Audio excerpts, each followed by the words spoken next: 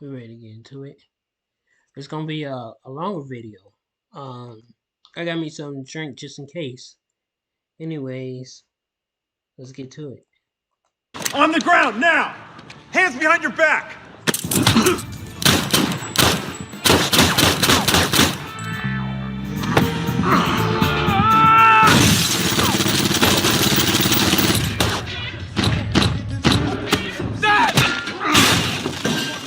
Don't you need a gun? I am the gun. You want some of this? Next time you say my name, I'm coming for you. The series begins with a strong and quiet black man named Luke Cage, working as a cleaner at the barbershop. He gets into an argument with a customer about basketball. But King James is the truth. King James. LeBron can ball. You don't cut hair either, Negro. Like, Billy, what do you do up in here, bruh? It's called work. Something you would never understand. Yo, you know what? I'm about sick and tired of What? You sick and tired of what? the Knicks losing all the time, man. Get moving. Hey, Luke. What time you get off? I got another job I go to right after I leave this one. At least try to get some coffee sometime. Maybe you'll need a lawyer one day.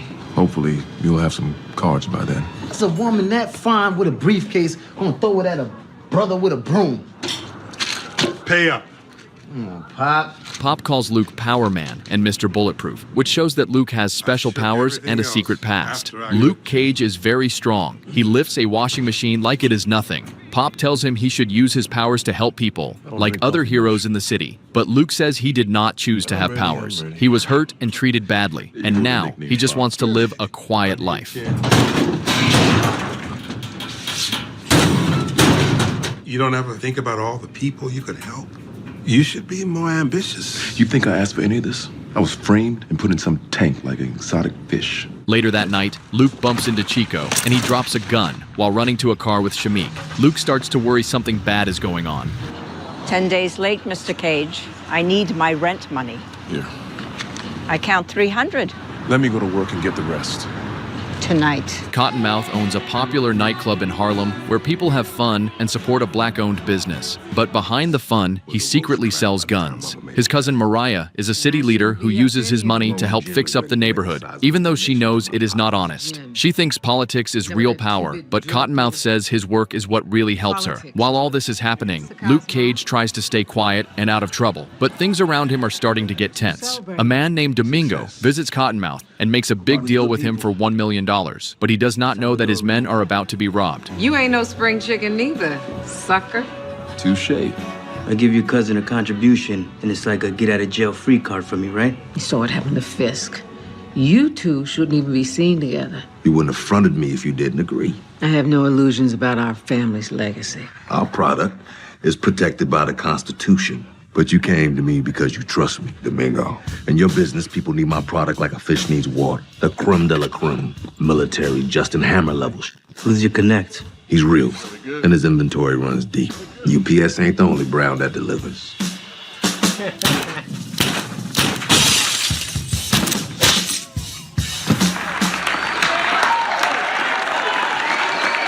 Yo, you wasn't supposed to kill nobody, man. I had to make a move, Dante. Shamik, what am I gonna do? They're gonna know it was me. They're gonna know it was an inside job. That's Dante. Yo, I made a decision. I'm gonna be rich. You're a big one, ain't he? Haven't seen you behind the bar. You want a job? You ever carried a gun? I'm good. Thanks. He makes a drink for a woman who stands out. She is older than most people at the club and does not care about Cottonmouth's fancy style. Luke and the woman like each other and spend the night together. The next morning, the woman says she is going to work as an auditor, but that is not true. She is really Detective Misty Knight. She goes to the junkyard, where the robbery and shooting happened. It is now a crime scene. Meanwhile, Cottonmouth is in trouble. Domingo, the man he made the deal with, thinks someone from inside Cottonmouth's group helped the robbers. Diamondback, who sells weapons to Cottonmouth, is very angry. He sends a man named Shades to help Cottonmouth get back the stolen money and weapons. I got your back, B. Just like back in the day. He wants you to win. How can I help? Black Mariah is upset too because she used government money to fix up Cottonmouth's club, and now that money is missing. If it is not paid back soon, she could get into big trouble, even go to jail. Cottonmouth's people find Shamik because Dante told them what he knew before he died. They want Shamik to meet Cottonmouth to talk about the stolen money. Hey man, watch your hands. You need to pay me. I'm paying you under the table, which means I'll pay you whenever I goddamn feel like it. Not worried. I just never met Cottonmouth before. That's Mr. all. Stokes wanted me to check on you. Personally.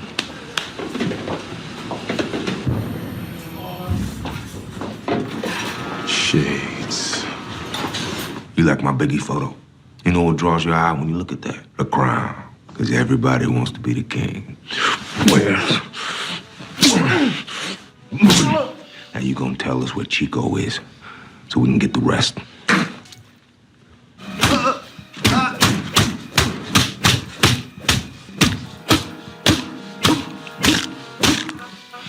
Go fetch my money. When Misty and her partner Scarf find Shamik's body, Scarf thinks Chico did it. Chico is hiding, scared, with his half of the stolen money. Misty wants to find the bartender who replaced Dante next, and it looks like Misty and Luke Cage will meet again soon. Show Mariah Dillard some love. Contribute, and we'll go away.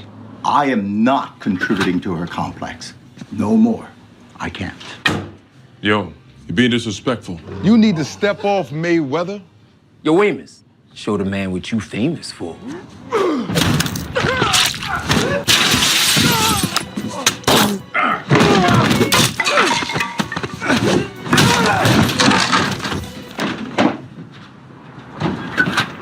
Here, For what? for you. We want to hire you. I'm not for hire. But you have my word, ma'am. I've got you. Police are trying to figure out what happened at the robbery scene. Luke Cage is also asking questions, and Chico is missing, but Luke discovers that Cottonmouth and his helpers are taking money from Harlem businesses to pay for Mariah's big project. Cottonmouth and Mariah are cousins and control Harlem with strong power. They both respect Pop, whose barbershop is a safe place. Cottonmouth comes to Pop's shop with Shades to look for Chico. Pop gets worried and asks Luke to find Chico before Cottonmouth or the police do. Time is precious. Shouldn't be wasted. That's the problem with these youngsters. They want it all. Damn shame if you ask me. Just because they call you Bobby Fish don't mean you Bobby Fisher. And you ain't Turkish neither, Turk. That's a cheap broom. There's this little Puerto Rican kid, Chico. I was hoping he was still around. People come and go. Got some fresh towels right here. If you got some dirty ones, I could take them out if you want. This brother got more jobs than a Jamaican. You're forgetting something, Mr. Stokes. You owe my man $25. Tone pay the man. If we can find him before they do, maybe I can set up a parlay. It takes Luke almost 4 hours to find him. Chico is very scared because he knows he is in danger. But even though Pop has made a plan to keep Chico safe, Chico does not want to follow it. Deserves better. Pop feels very sad when he hears this. He tells Luke a story about their family history. A long time ago, Pop, Cottonmouth, and Chico's father, Wilfredo, were in charge of the streets. They were young and wild, and they ruled the neighborhood. But after some time, their past caught up with them, and things became difficult. Because of this, Pop wants to help the young kids in the neighborhood by being a mentor. After Luke and Pop finish talking, Chico quietly comes into the shop through the back door. A tricky man named Turk Barrett sees Chico. Where's the restroom key? Get out of here. You gotta get him out of here. Turk meets Misty and Scarf, the police officers going to see Pop. Scarf is short and serious, but Misty is friendly with Pop. Misty feels a little awkward around Luke, but the police do not learn anything new. You are? Luke Cage. Detective Misty Knight. Nice meeting you, Luke. You too. Pop asks Luke to talk to Cottonmouth to keep Chico safe. Cottonmouth agrees after some talking and tells his helpers, Tone and Shades, to stop looking for Chico. They decide to settle everything the next morning. I'm here for Pop. Pop is a grown-ass man. Why ain't he here? Pop wants to set up a parlay for Chico. All of your goods will be returned. Pop understands your trouble. Tell Pop I come by the barbershop for a haircut. Cottonmouth cares about history, his own and his culture, but he does not like to think too much about the past. He tells Mariah that people remember black money more than black heroes. Meanwhile, Turk tells Shades and Tone where Chico is hiding. Shades and Tone drive by Pop's barbershop and start shooting. Luke is inside, and Pop is cutting a young boy's hair. What are you doing out here with that bag? Stay dead.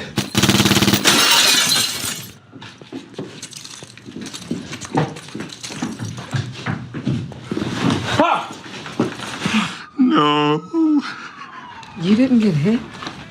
I said I'm okay. There is no proof at the scene that shows who did the shooting. Tone feels very confident when he comes back to the club.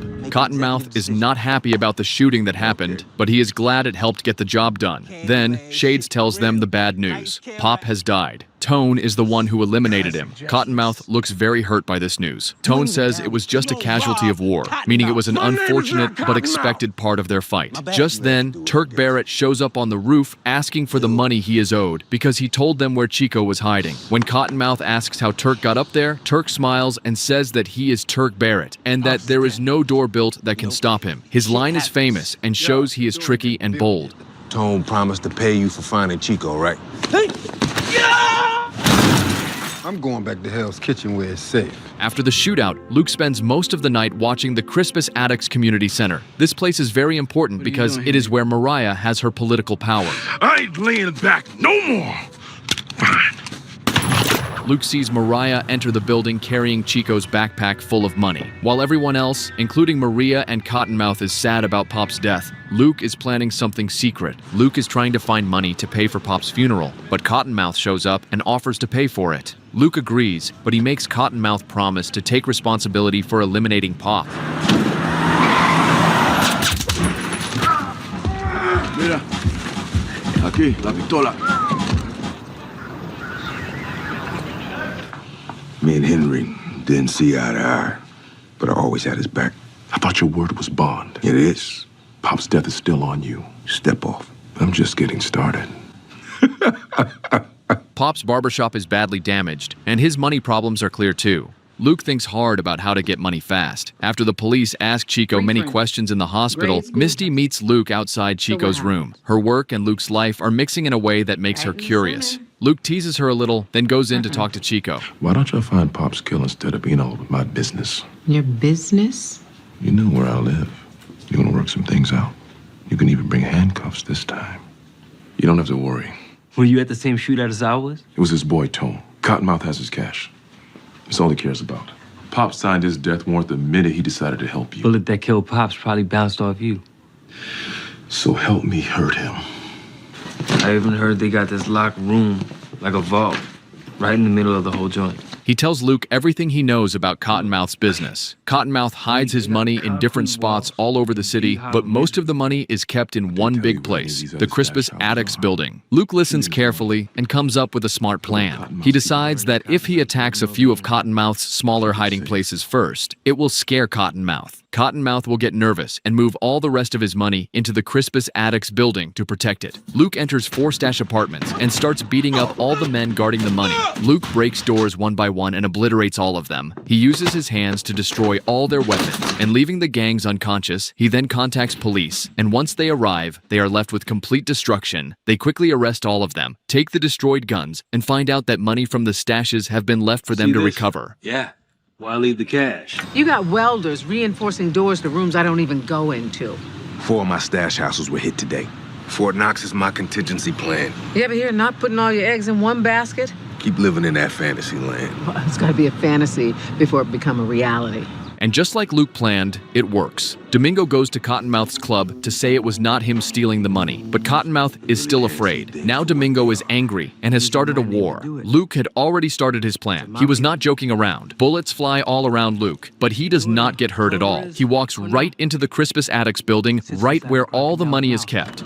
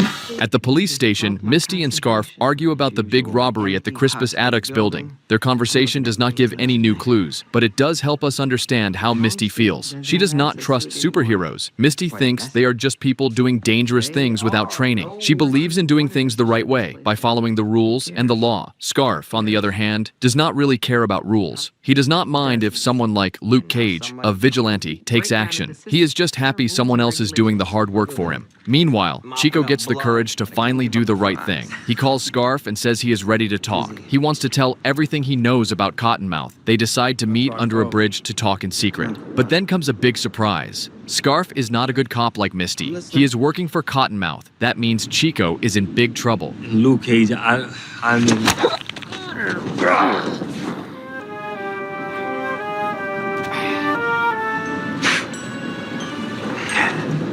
At the same time, Cottonmouth is in a panic. He just found out that almost all of his money is gone. Luke Cage's bold move to hit the stash and take the cash really hurt Cottonmouth's business. Now, Cottonmouth wants answers and fast. Scarf, who secretly works for Cottonmouth, tells him that Chico named Luke Cage as the one causing all the trouble. Scarf even gives Cottonmouth Luke's home address. That puts Luke in serious danger. Later that night, Luke's landlady is being kind. She makes him a nice late dinner at her place.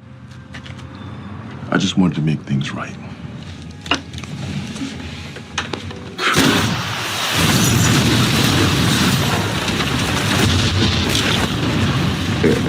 The big explosion at Connie's shakes all of Harlem. The restaurant and the apartments above it, where Luke lives, crash down in a huge mess. Luke and his kind landlady are trapped under the rubble. Detectives Misty and Scarf rush to the scene and try to figure out what happened. Then the story flashes back to the past. We see that a long time ago, Luke was in a prison in Georgia called Seagate. Life there was very hard. A cold and strict officer was in charge of the prison. You will obey every rule I say after rule number 1. None but the righteous shall see God. Ain't no talking when I'm talking. Good thing you have many years to adjust. Get them to their cells. You heard him, let's go. Come on, move it. Ah! I didn't do it. Just remember who you are. You'll get through this. In the prison, there's a smart and kind woman named Reva. She wears glasses and works as the prison's psychologist. She looks familiar because her photo was seen in Luke's bathroom cabinet back in the first episode. During group therapy with the prisoners, Luke does not talk much. Some prisoners whisper that people in Seagate are being used in strange experiments. But Reva says those rumors are not true. The prison guard tells Luke he can make life in prison easier for him. If Luke agrees to fight in a secret boxing league run by the guards, they will give him better food and treat him more nicely. Still, the guard threatens to hurt Reva if Luke does not join. Reva is Luke's friend and someone he is starting to care about, so he agrees. What you want to do? See if he bends or breaks.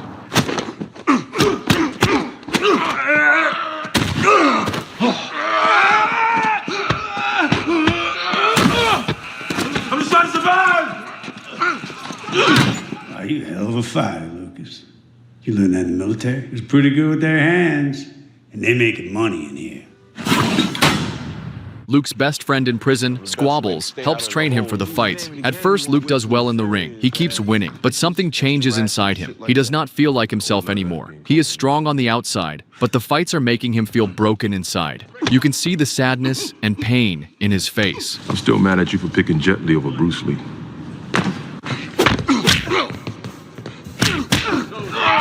Get it! There you go.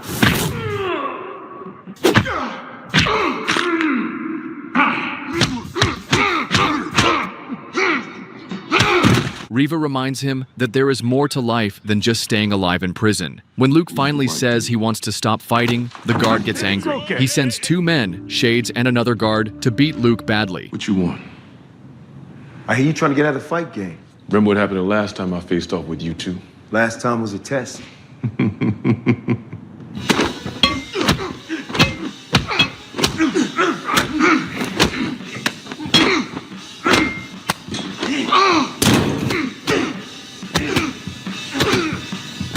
It's got internal damage. He won't survive a transfer. They beat it out of Squabbles. They killed him. Riva rushes to the prison doctor, begging him to save Luke's life. The prison doctor puts Luke in a strange, high-tech machine that looks like a bath. It is meant to heal him fast. The doctor wants to save Luke's life because he was beaten very badly. The machine is full of lights, wires, and special liquids that are supposed to help his body recover quickly.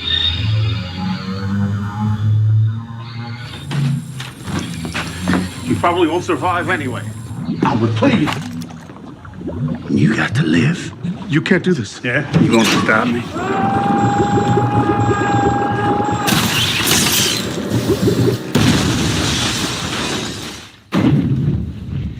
We're gonna get out of here. I'm gonna need you to crawl into there.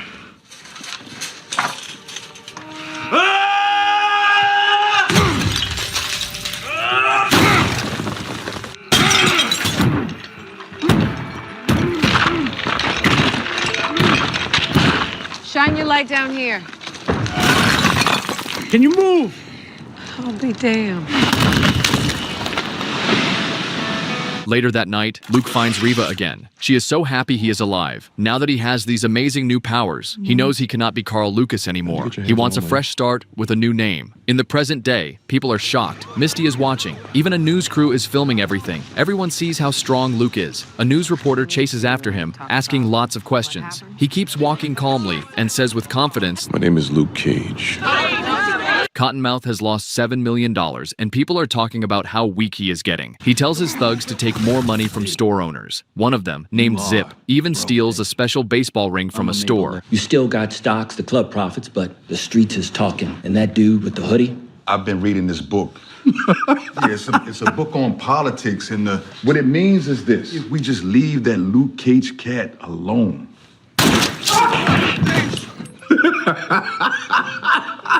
Yeah, okay. Luke is getting ready for Pop's funeral. He was a kind man who helped everyone. Now that he is gone, Bobby Fish is helping Luke like a wise friend. Luke and Bobby are fixing up the barber shop to open it again. Fish gives him the keys to the apartment upstairs so he can live there. People in the neighborhood are talking about all the trouble happening. Fish thinks Cottonmouth is trying to turn everyone against Luke, and it is starting to work. Luke wants to help and make things peaceful again, but Cottonmouth is feeling stressed and angry because he is losing control. Luke goes to Cottonmouth's club to face him.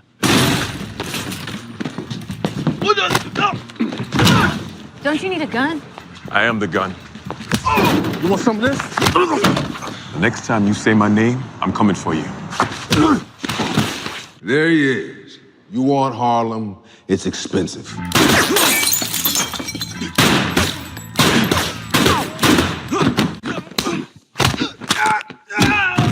Whoa! I'll take you to war. You don't have enough people. Keep my name out your mouth. While Luke is leaving the club, a man named Shades suddenly remembers something important. He realizes that Luke is actually Carl Lucas. Meanwhile, a new person shows up in the story. Her name is Claire Temple. She is a kind nurse from a place called Hell's Kitchen. Claire has helped people with superpowers before, and now she wants to help more heroes. She comes to visit her mom, Soledad, who lives in Harlem. Claire has seen Luke on the news and wants to meet him and maybe become his friend. There's no way he could have survived in one piece. Half Houdini, half Ali. I got something to show you. Ukrainian, I think.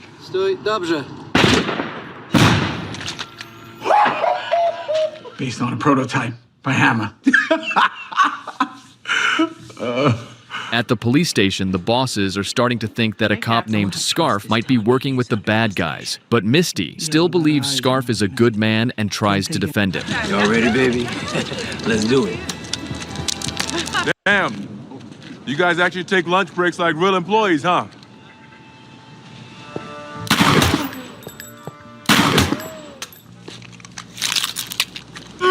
Aisha's ring. You got it? Later, everyone gathers for Pop's funeral. Luke gives a powerful speech about Pop. He says Pop was a hardworking man who really cared about Harlem. Pop believed in the people and wanted to protect them from selfish and dangerous people like Cottonmouth. Luke says that while others saw the young kids in Harlem as troublemakers, Pop saw them as precious and full of potential. He believed everyone who walked into his barbershop had value and could shine. He talks about how Pop used to be a gangster, but changed for the better. Cottonmouth does not like hearing this at all. As Luke talks, Cottonmouth gets angrier and angrier. He knows Luke is talking about him in a bad way without saying his name. The speech makes him furious. Misty is also upset after Luke's speech. She is scared that Luke's strong words might make the situation even worse and start a big fight in Harlem. She is afraid things will only get harder from now on. Next suit that gets damaged, I'm taxing you. I think we've heard Cottonmouths laughing more than the Jokers in all movies combined.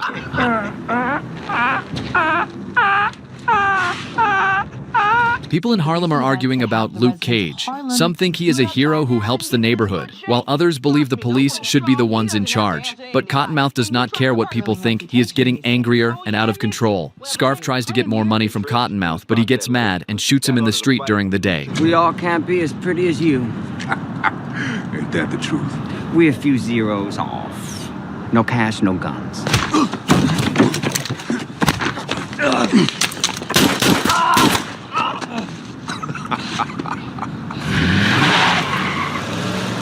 Mariah is also angry. Even though she acts nice in front of people, she is worried because others are blaming her for a past robbery. She wants Luke Cage gone and tells Cottonmouth to figure out how to hurt him. She asks if he can drown, if he can be burned, or if he can be poisoned, and tells Cottonmouth to find his weakness and use it. Meanwhile, something interesting happens. Luke and Claire, the kind nurse, realize that they have actually met before. Claire remembers that she was Luke's nurse a long time ago, when his girlfriend brought him to the hospital. Now, they meet again and are becoming friends. After Scarf is shot, the police become even more worried. Everything in Harlem feels tense and dangerous, and Luke Cage is right in the middle of it all. Misty starts to think that something is wrong with Scarf. She begins to suspect that he might be a dirty cop, someone who is working with Cottonmouth. But even though she feels unsure, she still stands up for him when talking to her police bosses. She does not have any proof yet. What Misty does not know is that Cottonmouth has another helper inside the police department. This person is a high-ranking officer, a lieutenant, who is pretending to investigate Scarf. But really, he is working with Cottonmouth and hiding the truths. While Luke and Claire are together, they discover something shocking. They find Scarf, badly hurt from being shot by Cottonmouth, hiding in the barbershop. He is bleeding and in pain. I can't go to the hospital. They'll kill me. Just like they did Chico. Give me one good reason I shouldn't dump you at the 29th. With Cottonmouth. He was behind everything. You mentioned Chico before you passed out. Don't lie to me. Not now. I killed him.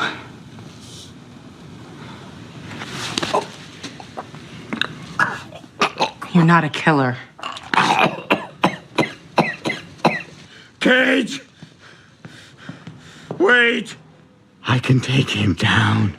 He knows he did wrong and says he is ready to be a witness. He wants to help bring Cottonmouth to justice. Scarf tells Luke and Claire more secrets about how Cottonmouth does his bad work. He explains that Cottonmouth uses a funeral home, called a mortuary, to hide and get rid of the bodies of the people he has eliminated. Scarf also has a notebook where he wrote down everything, all the crimes, all the lies, and the murder cases he helped hide. While this is happening, Mariah is in trouble too. She agreed to be on TV for a long interview, hoping it would make her look good. She wanted people to see her as someone helping Harlem grow and become a better place. But the reporter is tough and does not believe her nice words. Instead, the reporter asks hard questions and makes Mariah look bad in front of the camera. The reporter talks about how Luke fought at Crispus Attucks, a place connected to Cottonmouth's money and crimes. Then the reporter brings up Mariah's close ties to Cottonmouth and all the bad things he has done. It's very clear what you and the rest of your media friends want. You want a story. Shut it down. Stop, Alex. At the same time, Luke and Claire are helping Scarf, who is badly hurt. They want to take him somewhere safe so he can tell the truth, but Cottonmouth's men are chasing them.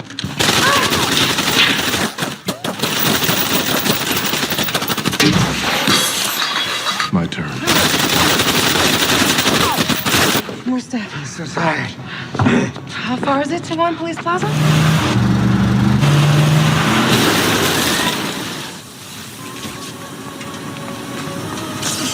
Whoa, whoa, whoa, whoa, whoa, whoa. Hold his head.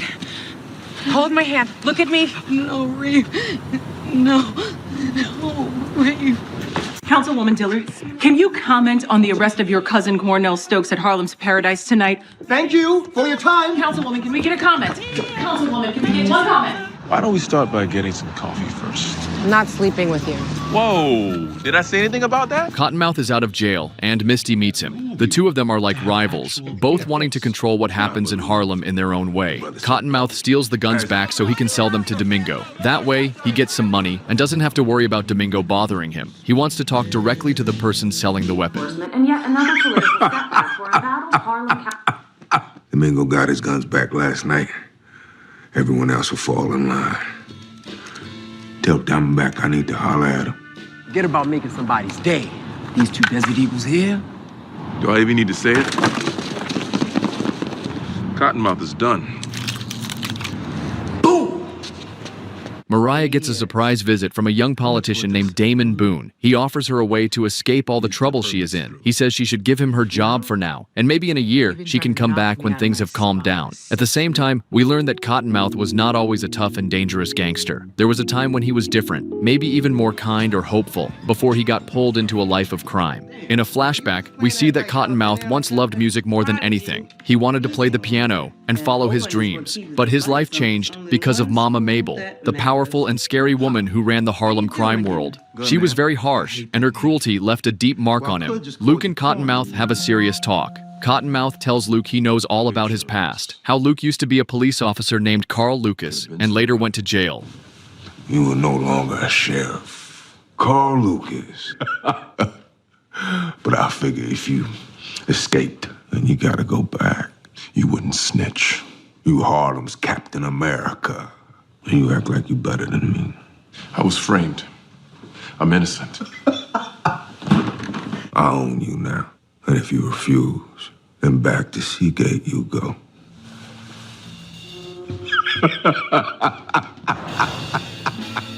Meanwhile, Shades visits Mariah and tells her that the Stokes family name used to be respected. He suddenly starts talking like he really cares about the Stokes family name, but it seems like he has a secret plan. Luke feels like it is time to leave town now that Cottonmouth knows his past. But Claire talks to him and helps him see things differently. Luke listens and decides to stay. He goes to get the stolen guns from Domingo to clean up more of the mess.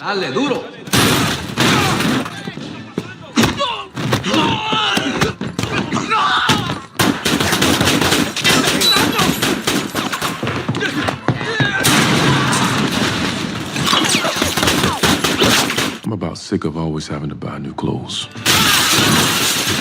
So you think you can go after everyone? I kinda do. The guns are downstairs. You got this one in a double XL? Mariah is forced to quit her job in politics. The city does not want her anymore, and she is very angry about it.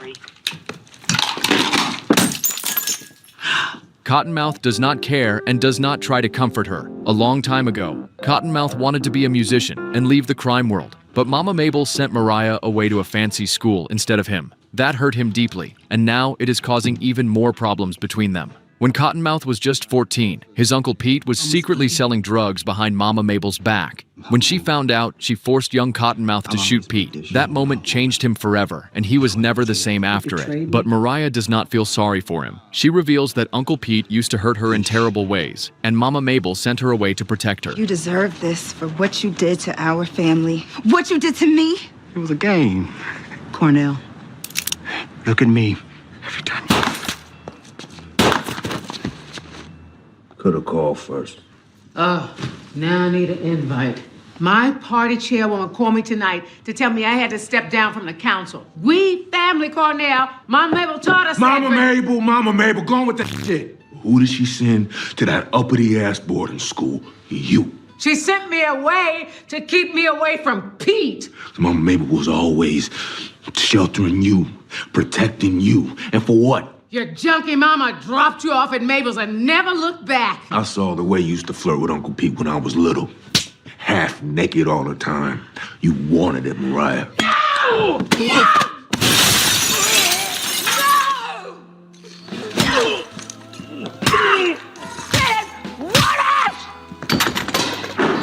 You got the nerve. And you stepped up? I didn't want this. I think you did. Look what Luke Cage did to your cousin. Luke is walking with Claire through a park. Suddenly, Diamondback watches them from a car. He has a special weapon called the Judas gun, the same one Cottonmouth wanted. Hey, Carl. I may have a lawyer friend who can help. Luke? Luke?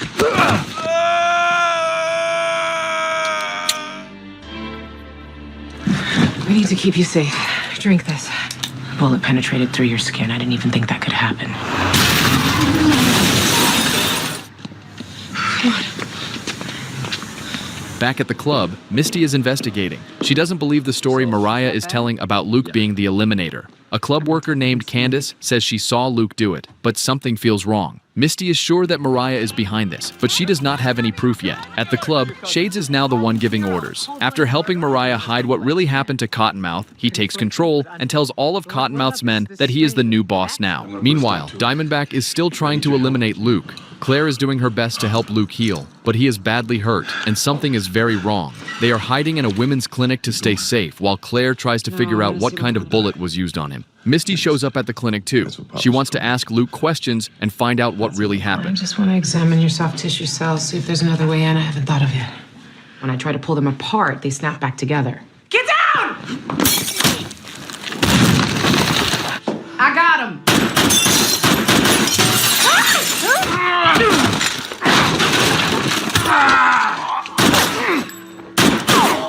I see Carl's taste in women hasn't changed. I have to go after him.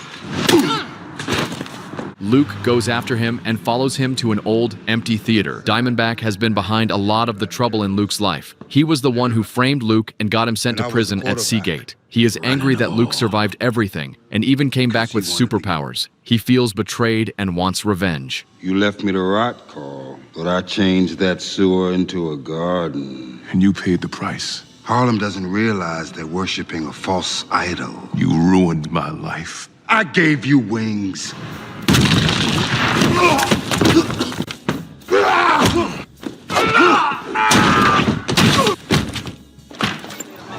Something strange is happening between Shades and Mariah. Shades is acting like he likes her, but he is also encouraging her to be crueler. They pay the bottle girl, Candace, to lie to the police about what she saw, but they do not plan to let her live long. If she talks to the cops, Mariah and Shades plan to eliminate her and her roommates. I loved you like a brother. I am your brother.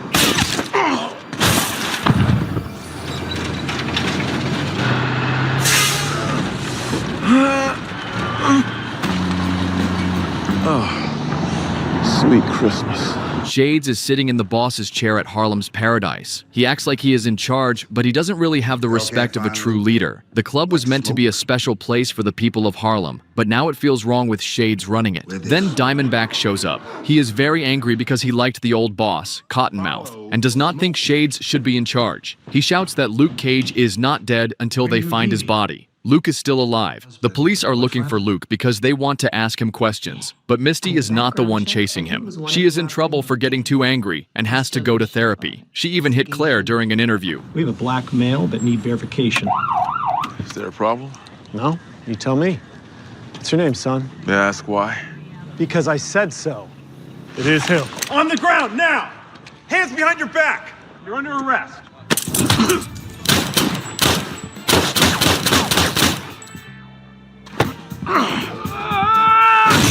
This is probably every cop's worst nightmare, to face a bulletproof black man. Luke finally finds Claire. She has been busy trying to help him heal. She has been studying his body and looking at his skin cells. Luke had to steal a police car just to get to her. Claire tells him she has been learning about seashells to understand how his strong skin works. Claire wants them to go see doctor from the prison who gave Luke his powers. He made the special bath that changed Luke. Claire thinks this doctor might know how to fix Luke and make him better again. Mariah becomes the new boss and asks to meet with the other gang leaders. Shades tells her that she must make Cottonmouth's old customers feel safe and trust her. While all this is happening, Misty is still going to therapy. She feels nervous and worried. She starts to think that maybe she is not good at understanding people. She is scared that she has made bad choices and that her work means nothing. Meanwhile, Luke is on his way to the prison doctor's house. He is in a lot of pain and starts talking nonsense. He says that Willis thinks he is his brother and talks about things Willis said about his father. Luke cannot believe Willis could really be his brother. When Luke finally gets to Dr. Burstein's place, he is very sick and weak and lies down on the couch. Claire thinks that whatever gives Luke his strength is also causing the shrapnel shrapnel inside his body to hurt him even more. Before she died, Riva, who was Luke's ex-girlfriend, took a USB drive that had all of Dr. Burstein's experiment notes. Now Claire, the doctor, and Luke are using that information to try to help him. While this is happening, the gangster leaders are having a meeting. They are drinking Hennessy and sitting around the table. Mariah starts the meeting and says that she wants to quit. But then Diamondback comes in without being invited. He is angry and dangerous. Diamondback, what are you doing here? You invited me, but not inviting me. Greed superseded your common sense. What do you want? Well, listen what you have to say. Don't bother. You're already dead. Tell me why we should be friends. Luke Cage. Clearly, we both have issues with him. You see a man you want dead who won't die.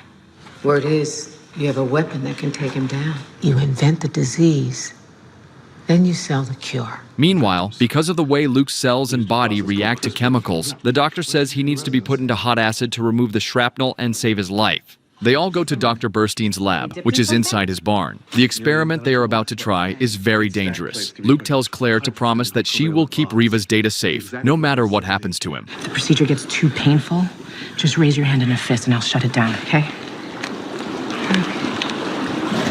Keep your hands clear. Yeah. All right.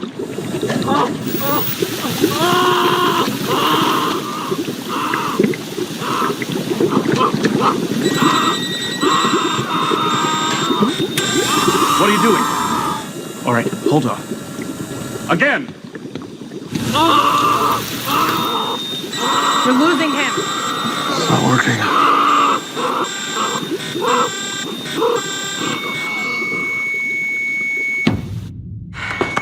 Do you have deep fit paddles? No. That was reckless. Yeah, sometimes you gotta throw the science out and go with what you know. So his skin reacts to what else will break down abalone shell? Salt water. Let's get him out. He has chills that won't help him. The temperature was the only thing that you couldn't control. That's what you said. So we need to boil it. You are about to do something completely stupid. All the way up.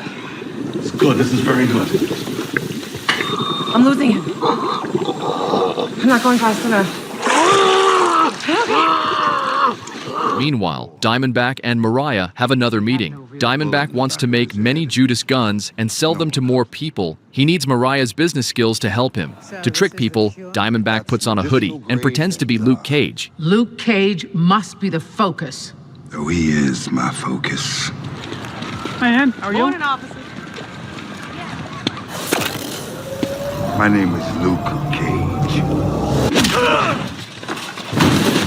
I'm Luke Cage!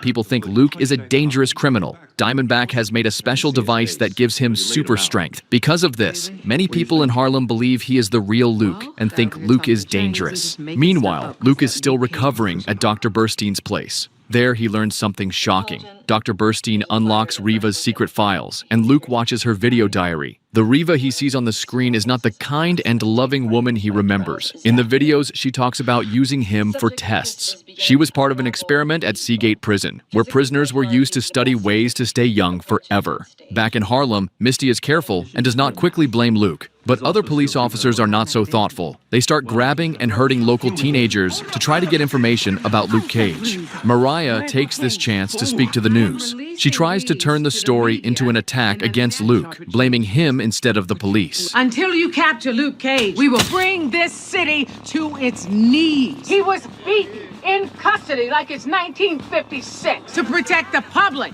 not to harass young brothers and sisters. Luke Cage must be found. He must be stopped. Misty uses facial recognition software and discovers that the man in the hoodie who eliminated the police officer was actually Willis Stryker. She now knows that Stryker is Diamondback's real name and is sure he is involved in everything happening. But Misty still does not know that he is also the man who pointed a gun at her and shot Luke Cage for the second time. You knew no one would care if we were gone. That was the whole point of Riva's therapy sessions. Process, Carl. Stop calling me that. She lied to everybody. She lied to you about her involvement. I promise I'll explain it all. You're the future. Carl. I'm Luke Cage.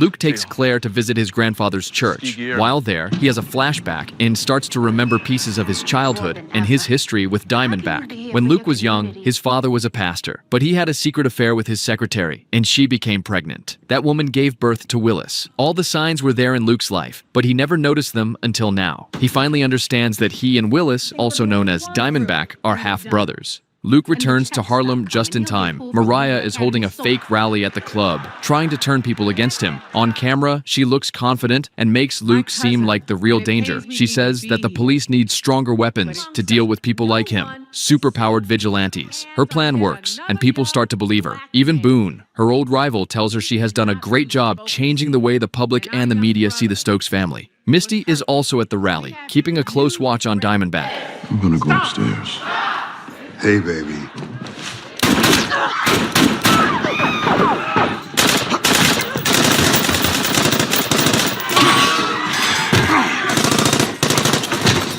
I got you.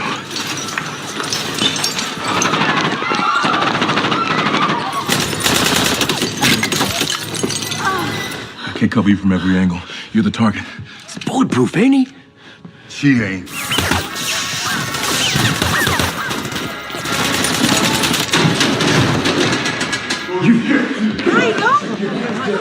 Then Luke finds a way out. He opens a hidden trapdoor in the kitchen floor. He explains that the building once belonged to Lucky Luciano, and there are still old tunnels from the Prohibition days underneath. These secret paths might be their only chance to get out safely. Upstairs, Diamondback does not really have a plan. He is hoping the confusion will help him win. Shades warns him that a lot of people saw him shoot a female police officer, but Diamondback does not care. He believes that if he eliminates Luke and makes it look like he saved Harlem from a dangerous man, people will see him as a hero. Now, everyone who did not escape, including Claire, is being held hostage by Diamondback and his crew. Mariah's rival on the city council, Boone, is also being held hostage. So is Candace, one of the club's bottle girls. While Claire helps Candace with her hurt ankle, Candace reveals an important secret. Mariah paid her to lie and say she saw Luke eliminate Cottonmouth. Candace also shares something useful. Because she used to work at the club, she knows about the secret basement under the kitchen. She tells Claire, who quietly sneaks downstairs to find Luke and Misty hiding there. Outside the club, the police have surrounded the building. They are trying to handle the hostage crisis. Diamondback is pretending to be Luke Cage and is using Boone to talk to the police, making demands through the phone.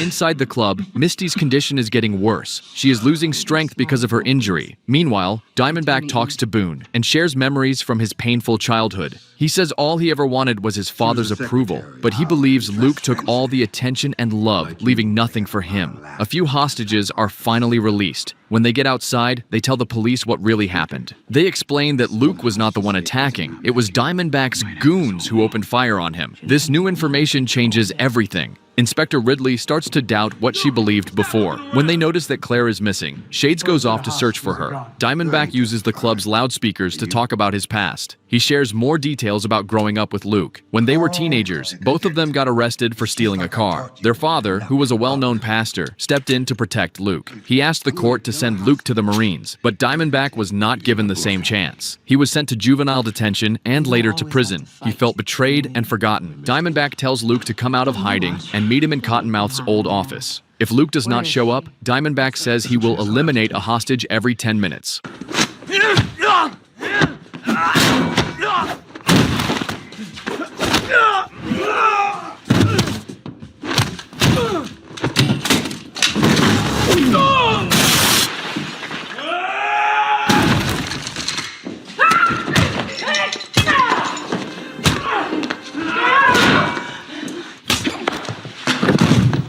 Hey, Carl. Couldn't we have made amends a long time ago? Couldn't you have died during childbirth? I was sorry to hear about Dana. With that hostage you killed, they're gonna shoot first and ask questions later. Bye, Felicia.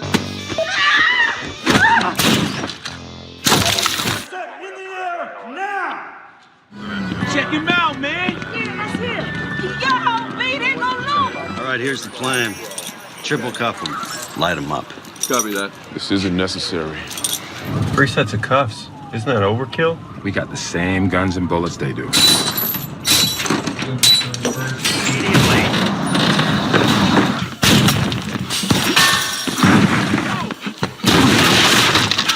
none of you guys. She's a shrink. Ain't nothing that gonna hurt Some her. people calling you a hero for what you did. But I do need to take out the person responsible for all this. I hope I'm right about you.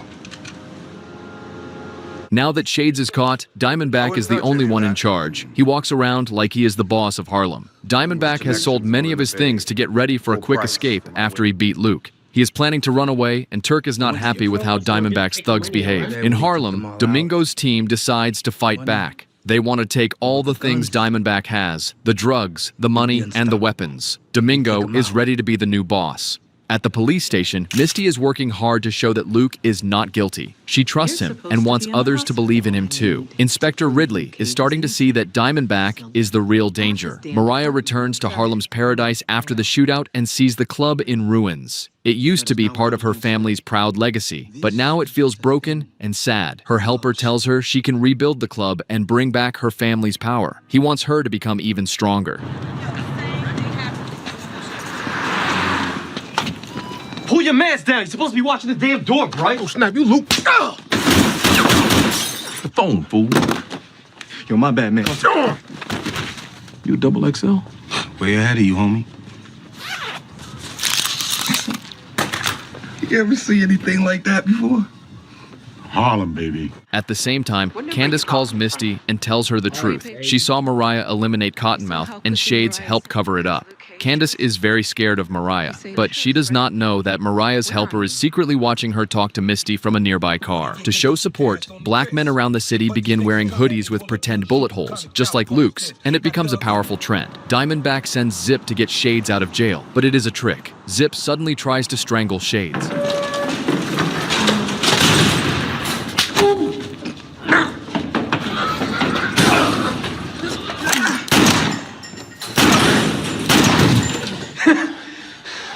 Let's go to penthouse.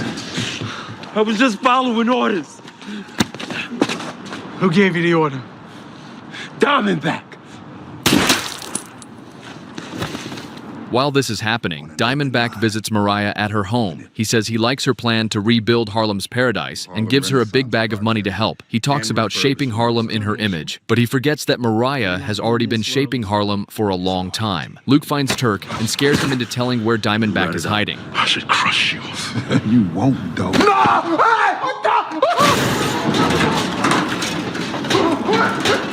He's at a warehouse by the Harlem River. You breathe just fine.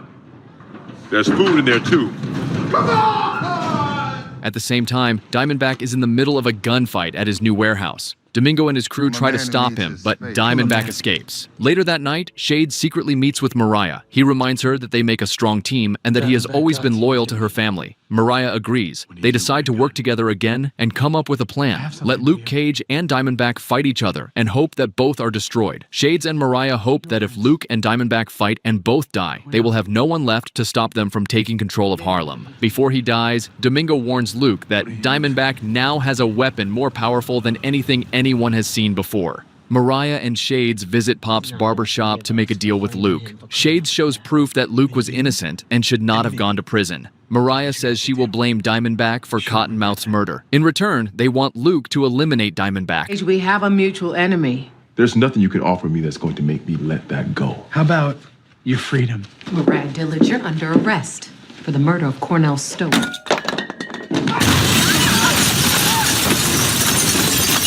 What are you, a pimp stormtrooper? You know I'm gonna kill them all later, right?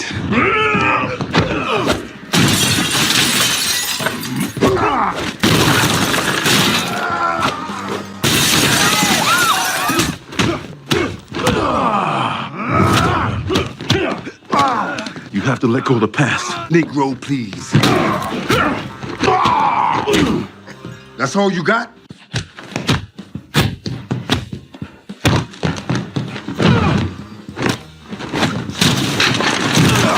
What happened? Luke and Diamondback are doing what they do.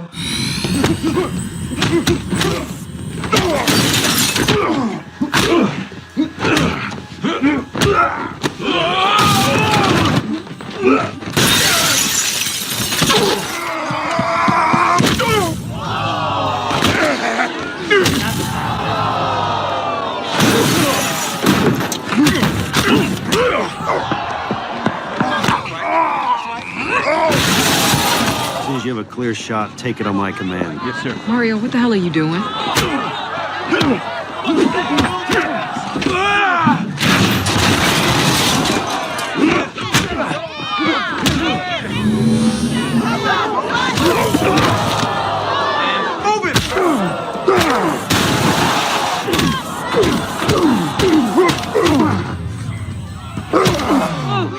Luke! Luke! Luke!